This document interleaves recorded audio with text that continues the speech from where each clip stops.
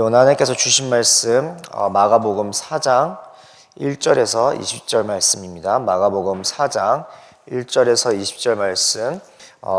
제가 아마 여러 번 이제 언급을 했었는데요. 이제 제가 취미 생활로 또 개인적으로 또 제가 좋아하는 것 중에 하나가 무언가를 이렇게 키우는 것이에요. 뭐 이제 조그만하게 이제 뒤뜰에서 뭐 농작물들을 키운다거나 아니면 신혼 때에는 저랑 아내가 이제 그 동물 중에 기니피그라는 것을 이렇게 또 2마리 저희가 또 이렇게 입양해서 키운 적이 있습니다. 지금은 이제 어항 이제 물고기를 키우고 있는데요. 처음에 이제 물고기 키운 지는 사실 얼마 되진 않았어요. 한 2-3년? 3-4년 정도 된 것 같은데 계속 알아보고 또 조사해보고 공부를 해야 되는 게 아무래도 이제 생명을 다루는 일이기 때문에 물고기를 사서 죽일 순 없잖아요. 물고기를 사서 물고기들이 잘 건강하게 자라고 또 그 안에서 행복하게 있는 모습을 또 보고 싶기 때문에 굉장히 부단히 많이 공부도 하고 또 구입도 하고 또 시행착오도 겪었던 것 같습니다. 이제 그런 중에 제가 아마 작년에 나눴던 이야기 중에 하나였는데, 한 번은 이제 어항을 청소하다가 잘못을 해서 정말 어항 안에 있는 물고기들이 건강하게 잘 자라면서 정말 많은 물고기들이 태어났는데 그 물고기들이 순식간에 하루아침에 다 죽는 것을 경험했었어요.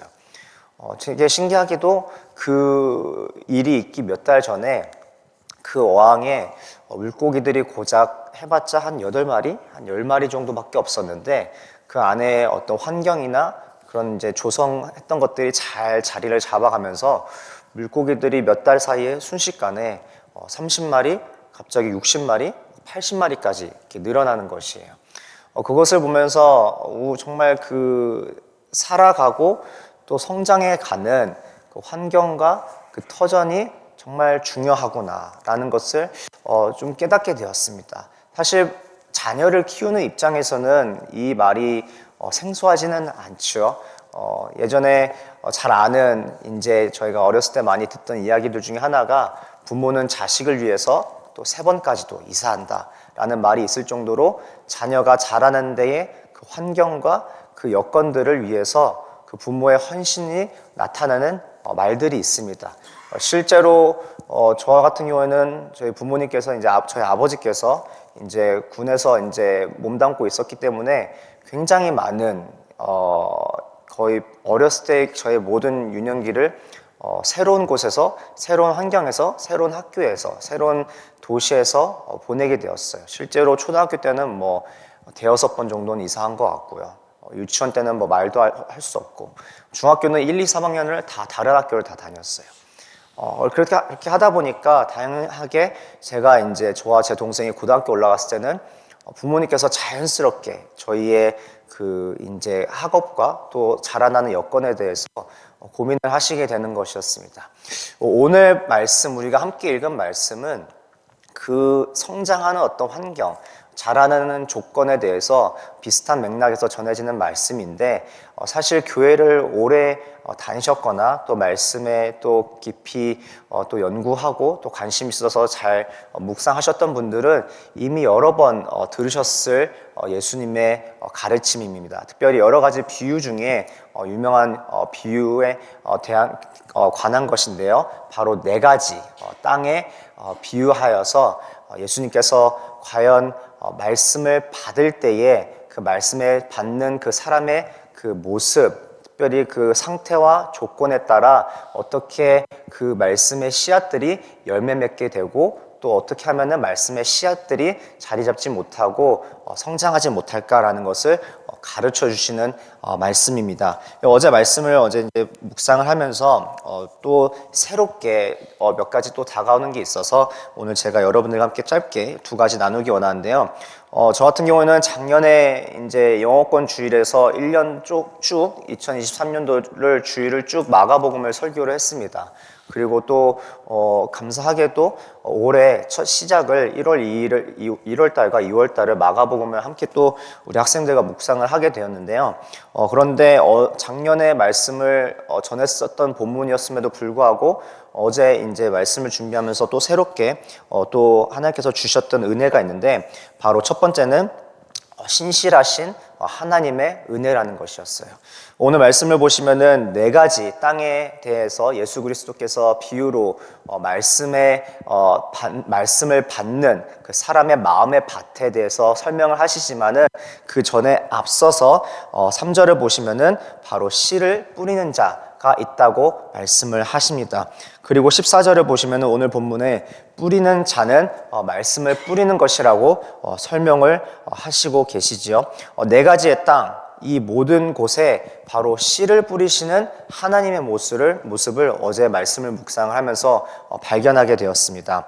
우리의 상태에 따라서 조건부로 베푸시는 은혜가 아니었던 것이었어요.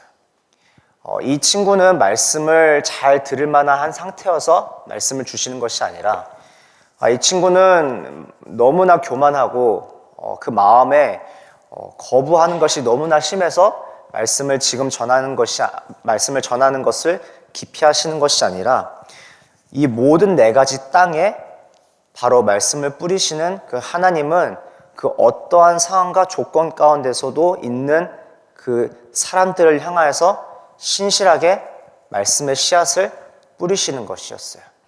우리는 때로는 말씀을 받을 때에 우리 스스로 여러 가지 또 조건들을 내겁니다. 지금 내가 바빠서, 지금 이 시기가 어떤 말씀에 대해 집중할 수 있는 시기가 아니어서, 아니면 나의 환경 가운데에 도저히 말씀을 받을 수 있을 만한 어떤 나의 감정이 아니어서, 아니면은 내가 내 잣대로 그 말씀을 받을 만한 때와 시기를 결정하고 있지는 않은지, 아니면 누군가에게 우리가 무언가를 베풀 때 또 그런 것도 우리가 또 조건을 따질 때가 있지 않을까요? 하나님, 나에게 정말 조건 없이 부어줬던 그 사랑을 잊어버린 채로 이 사람은 나한테 더 잘해주고, 이 사람은 내가 뭔가 더 호감이 가고, 이 사람은 더 열심히 하니까, 이 사람은 더 헌신하니까, 이 사람은 나의 가족이고 내 자녀니까, 여러 가지 조건을 달면서 우리가 누군가에게 베풀 때도 상당히 그 여러 가지 우리가 알게 모르게 내거는 조건들이 있다는 것이에요. 그런데 오늘 말씀을 준비하면서 어제 굉장히 저에게 깊게 정말 다가왔다는 것은, 이 지난 모든 저의 우리 여기 계시는 우리 성도님들보다는 제가 비록 오래 살진 못했지만은 지나간 시간들을 조금씩 돌아보면서 어제 말씀을 준비하는데, 정말 내가 말씀 받을 때만한 그 시기여서, 환경이어서 말씀을 붙잡았던 그 은혜보다 정말 준비되어 있지 못하였고, 교만하고 그 마음 가운데에 굳어진 그 마음을 향하여서 정말 부어주셨던 그 하나님의 신실하신 그 말씀의 역사가 있었기에 내가 오늘 이 자리에 있을 수 있구나라는 것을 깨닫게 되었어요. 비록 좋은 땅이 되었지 못할지라도 정말 그 땅을 향하여서, 회복을 위하여서, 그 땅의 풍요와 또 그 땅의 그 온전한 세워짐을 위하여서, 쓰임을 위하여서 하나님께서는 지금도 이 자리 가운데에 여러분들의 지금 말씀을 받아들이는 그 어떠한 배경과 상태를 떠나서 여러분들을 이 자리에 바로 인도하신 하나님의 그 은혜를 누리는 이 아침 되기를 소망합니다. 때로는 정말 우리가 벗어나고 싶고, 때로는 너무나 이 말씀이 받아들이긴 내가 아직까지 준비가 안 된 것 같고, 내 기준에서 생각했던 그 모든 조건들과 여건들을 뛰어넘어 정말 하나님, 우리가 정말 필요한 것이 무엇인지 분명하게 아시기에, 바로 또 그것이 말씀인 것을 아시기에 우리를 향하여서 그 말씀을 통해서 회복시키기 위하여서, 그리고 살리시기 위하여서, 또 다시금 강하게 만들기 위하여서 그 말씀을 끊임없이 전하시는 그 하나님의 신실하심을 누리는 저와 여러분 되기를 주님의 이름으로 축원드립니다. 어떤 상태, 어떤 환경에서도 우리를 향해 신실하게 일하시는 하나님, 그 하나님을 우리가 붙잡을 때에, 그 하나님을 우리가 만날 때에 충만히 우리를 뒤덮는 그 은혜가 있습니다.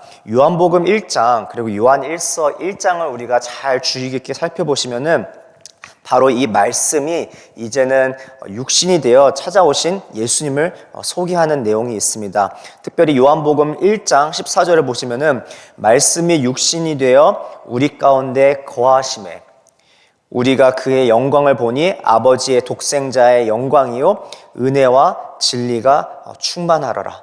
16절을 보시면은 요한복음 1장 16절에 우리가 다 그의 충만한 데서 받으니 은혜 위에 은혜더라.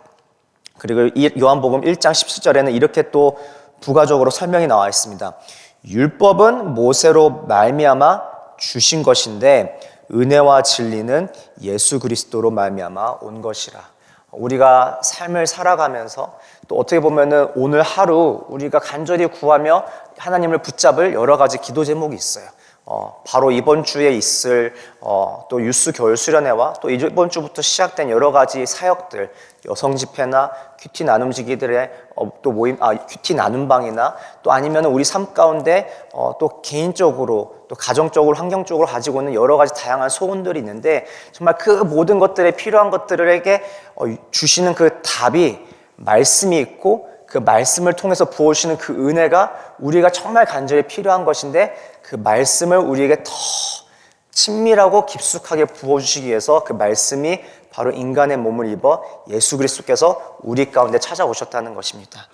특별히 오늘 이 말씀을 보실 때에 네 가지의 땅의 여러 가지 비유들이 있어요. 우리 자신을 또 적용을 하고 또 우리 자신이 어떤 지금의 상태인가 발견하는 시간도 있지만은 그 전에 앞서서 내가 어떠한 지금 상황 가운데 있든지 간에 정말 나를 위하여 가장 좋은 것 바로 말씀의 은혜를 바로 우리에게 허락하시는 그 하나님과 함께 동행하는 저와 여러분 되기를 소망합니다. 그리고 두 번째는 바로 이 네 가지 땅의 비유. 여러분들 잘 살펴보시면은 네 가지 땅입니다. 5가지가 아니고요, 3가지가 아니고요, 4가지 땅의 모습이 있는데 1절부터 9절까지는 그것에 대한 비유가 나와 있고 10절부터 20절까지는 10절에서 설명 나왔던 것처럼 12제자와 더불어 함께한 그 사람들에게 그 비유를 풀어 말씀해 주시는 것을 기록한 내용입니다. 그 4가지 땅을 잠깐 짧게 소개를 드리면은 먼저 4절에 보시면은 그 말씀의 씨앗이 길가에 떨어졌을 때에 새들이 와서 먹어버린 땅이 있고요. 더러는 흙이 얕은 돌밭에 떨어져서 흙이 깊지 아니하여서 씨앗이 뿌려져서 싹이 나왔음에도 불구하고 그 뿌리가 얕아 6절을 보시면 해가 돋은 후에 뿌리가 없으므로 말라버린 땅이 있습니다. 7절을 보시면은 가시떨기가 그 땅을 뒤덮어 자라나는 기운을 막고 있는 땅이 있고요. 그리고 이제 8절을 보시면은 좋은 땅이 있습니다. 근데 이 땅에 대한 여러 가지 모습들이 있는데 이 땅의 상태를 볼 수 있는 기준이 바로 10절에서 20절에 예수님께서 설명하시는 그 내용 중에 담겨져 있는데 바로 말씀을 받는 자세예요. 15절을 보시면은 말씀이 길가에 뿌려졌다는 것은 이들을 가리킴이니 곧 말씀을 들을 때에 16절을 보시면은 이들을 가리킴이니 곧 말씀을 들을 때에 그렇죠? 그리고 18절을 보시면은 말씀을 듣기는 하되 그리고 20절을 보시면은 말씀을 들을 때에 그러니까 이 말씀이 전해주시고 정말 어떠한 땅의 그 조건과 환경일지라도 그 말씀을 뿌리시는 정말 조건 없이 그 말씀의 은혜를 허락하시는 하나님의 모습이 있는 반면에 반대로 그 말씀을 받는 여러 가지 자세들이 있다는 것이에요. 그런데 앞에 이 4가지 땅의 비유 중에 3가지는 비록 여러 가지 조건들이나 환경들은 다르지만은 그것들을 관통하는 그 모습이 있는데 바로 말씀을 들을 때에 그 말씀을 듣는 자세가 수동적이었든 말씀을 들을 때에 온전히 집중할 수 없었던 상황이든 아니면 말씀을 듣지만은 그것을 붙잡을 힘이 부족하든 무엇이었든지 간에 이 통일하는 관통하는 주제는 말씀을 듣는 자세라는 것이에요. 제가 이제 부모님이 아무래도 이제 한국에 계시기 때문에 종종 부모님과 이제 소통을 하고 연락을 주고받을 때에 영상 통화를 합니다. 근데 저는 몰랐는데 최근에 최근에 알았어요. 최근에 알았는데 저희가 잘 활용하는 여러 가지 메시지 앱이 있는데 이 화상 통화가 저는 1대1만 가능한 줄 알았는데 다수가 한 번에 가능하더라고요. 저는 몰랐어요. 저는 몰라서 항상 이제 때때로 이제 아버지께서 뭐 밖에서 일을 하시거나 어머니께서 집을 계시면 두 분이 따로 계시니까 따로따로 연락을 드렸어요. 그래서 어머니께 먼저 화상 통화를 하고 그리고 나서 아버지께 화상 통화를 했는데 한 번은 저희 부모님께서 왜 따로따로 하냐고, 다 같이 한 번에 화상 통화를 할 수 있다라고 이렇게 알려주시는 거예요. 그래서 최근에 알아서 이제 최근에 처음 그것을 접하게 되었습니다. 굉장히 좋더라고요. 이 여러 사람들을 화면에 만나서 저희가 이렇게 그 기도 모임 하는 것처럼 메시지 앱을 통해서도 그렇게 사용하는 기능이 있었는데, 그런데 한 가지 좀 아쉬운 게 있었어요. 그 채팅방 안에 이제 저와 저희 아내와 저희 아이들과 저희 부모님께서 이제 앉아 계시는데 다 따로따로 이야기를 하잖아요. 그러니까 이야기가 진행이 안 되는 거예요. 무언가 이야기를 주고받고 그 이야기의 어떤 흐름에 이렇게 좀 잘 이렇게 따라가고 싶은데 이 사람이 이야기를 하고 또 저 사람이 이야기하고 제가 막 이야기하고 막 이러니까 온전하게 그 이야기를 나눌 수 있는 그 방 안에서도 이야기가 온전하게 주고받을 수 없었던 상황인 거였어요. 근데 오늘 이 말씀을 묵상을 하는데 정말 우리가 말씀을 들을 때에 하나님께서 가장 원하시는 그 모습이 무엇일까라고 했을 때에 아무래도 다수의 어떤 그 소통에 있는 것이 아니라 온전히 정말 하나님께만 집중하고 하나님과만 그 소통하기를 원하시는 모습을 발견하게 되었습니다. 그런데 불구하고 우리는 자꾸 기도할 때도 심지어 말씀을 묵상할 때도 우리도 알게 모르게 정말 다른 것들과 소통을 할 때가 있어요. 그것이 무엇일까요? 사람이 아니더라도 걱정이 될 수가 있고, 오늘 말씀을 우리가 비춰서 바라보면은 염려가 될 수가 있고, 그 말씀을 정말 들을 때에 그 말씀을 전하시는 하나님의 음성에 집중할 수 없도록 나타나는 수많은 소음들, 그것이 단순히 어떤 들려지는 소음이 아니라 마음에서, 세상에서, 유혹에서 들려져 있는 소음일 수도 있다는 것이에요. 이 모든 것을 정말 뛰어넘을 수 있는, 아니면은 그 말씀에 온전히 집중할 수 있는 그 조건이 무엇일까 했을 때에 오늘 말씀의 마지막 구절이죠. 20절에 세 가지 액션이 나와 있는데 그 세 가지 액션을 우리가 붙잡고 살아가는, 또 적용하는 하루가 되길 원합니다. 바로 오늘 20절 말씀 함께 보실 텐데 우리 함께 같이 한 목소리 읽도록 하겠습니다. 시작. 좋은 땅에 뿌려졌다는 것은 곧 말씀을 듣고 받아 30배나 60배나 100배의 결실을 하는 자니라. 제가 지금 액센트를 주었죠. 말씀을 듣고 받아 결실을 맺는 것. 이 세 가지를 정말 액션을 취하는 그 모습이 좋은 땅을 구분한다는 것이에요. 좋은 땅의 그 결과가 열매인 거지, 열매를 30배를 맺어야 좋은 땅이 아니라 60배를 맺어야 좋은 땅이 아니라 100배를 맺어야 좋은 땅이 아니라 좋은 땅의 자연스러운 그 결과는 열매를 맺는 것이고, 그 좋은 땅의 조건은 말씀을 듣고 받아 결실을 맺을 수 있는, 풍작을 할 수 있는 땅인데, 오늘 우리가 이 말씀을 맺으면서 중요하게 우리가 참고하고 싶은 부분은 바로 바다라는 단어예요. 이 바다라는 단어를 어제 이제 원문을 좀 바라보면서 이 안에 있는 동사들을 연구를 했는데, 이 바다라는 단어가 우리 어떤 한글이나 영어에서는 되게 1차원적인 그 뜻을 전달하고 있어요.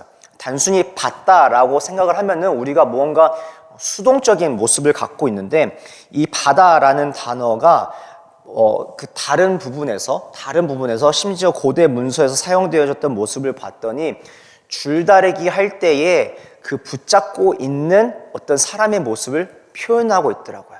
무언가 간절하게 그것을 붙잡고 놓지 않고 있는, 그러니까 이 말씀의 시제가 어떻게 사용되었든지 간에 이 말씀이 담고 있는 그 행동의 모습은 현재 진행형이라는 것이에요. 그러니까 결국은 우리가 말씀을 받을 수 있는 무언가 정말 그 영적으로 충만한 상태가 아닐 때라도, 내가 죄에 넘어져서 부끄러움 가운데에 머물지라도, 나의 마음이 굳어져서 정말 하나님께서 주시는 그 위로와 격려와 그 사랑의 메시지를 정말 누릴 수 없는 상태일지라도, 우리가 정말 이를 악물고 계속 주님 앞에, 말씀 앞에 나아갈 때 가져야 되는 이 자세는, 말씀을 주실 때에 그 말씀을 붙잡는 바로 우리의 모습이라는 것이에요. 그 모습을 바라봤을 때에, 그 모습을 우리가 취했을 때에 그 예수님의 옷자락을 붙잡았던 그 혈루증을 앓았던 여인처럼 나의 간절함을 넘어서 나를 향하신 하나님의 열심을 발견하는 은혜가 있을 줄 믿습니다.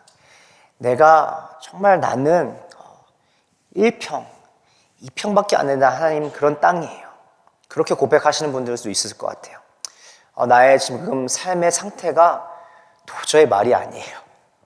내가 무언가 정말 말씀을 허락하셨을 때에 그 말씀을 정말 내가 기쁨으로, 감사함으로 받아들여서 하나님 기뻐하시는 그 열매를 맺을 수 있는 모습을 기대하지 마세요 라고 고백하실 수도 있을 것 같아요. 왜냐면은 제가 때때로 말씀을 준비하면서 그런 고백을 하거든요. 하나님, 이번 주가 너무 힘들어요. 이번 한 주, 오늘 하루 동안 있었던 모습들에 내 자신을 비춰보면은 도저히 이번 주일에 우리 사랑하는 자녀들에게, 학생들에게 말씀을 전할 용기가 없어요.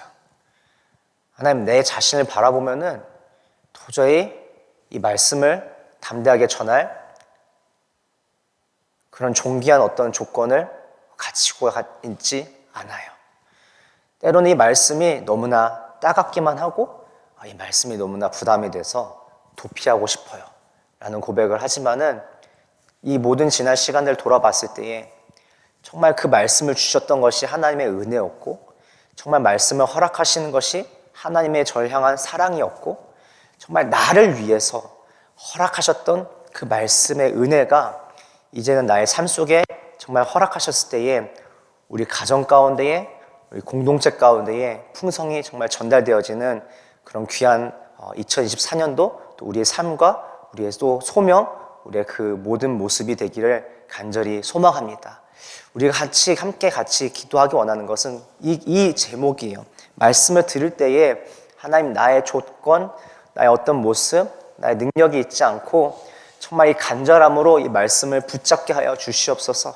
그리하여서 정말 나는 결코 맺을 수 없는, 하나님만이 하실 수 있는 바로 성령의 능력으로 행함을 받는 그런 한 해가 되길 원합니다. 그런 가정이 되길 원해요. 나의 삶이 되길 원하고, 정말 그것을 우리가 정말 충만하게 누리는 공동체가 되길 원합니다. 하나님, 정말 우리에게 신실하시게 전해주시는 그 말씀의 은혜를 사모하게 하여 주시옵시고, 그 말씀 허락하실 때에 또 때로는 우리가 말씀의 큐티방에서, 그렇죠, 큐티 나눔 방에서, 아니면 우리 가정에서, 또 공동체에서 정말 하나님 그 허락하시는, 우리가 머물기 원하시는 그 자리 가운데 우리가 머물 때에 허락하시는 그 말씀을 붙잡고 그 말씀 가운데 우리 삶을 통해서 맺어지는 열매를 경험하는 귀한 은혜 허락하여 주시옵소서. 우리 이 시간 함께 같이 주님의 이름 한번 부르고 함께 같이 통성으로 기도하며 나아가도록 하겠습니다. 기도하시겠습니다.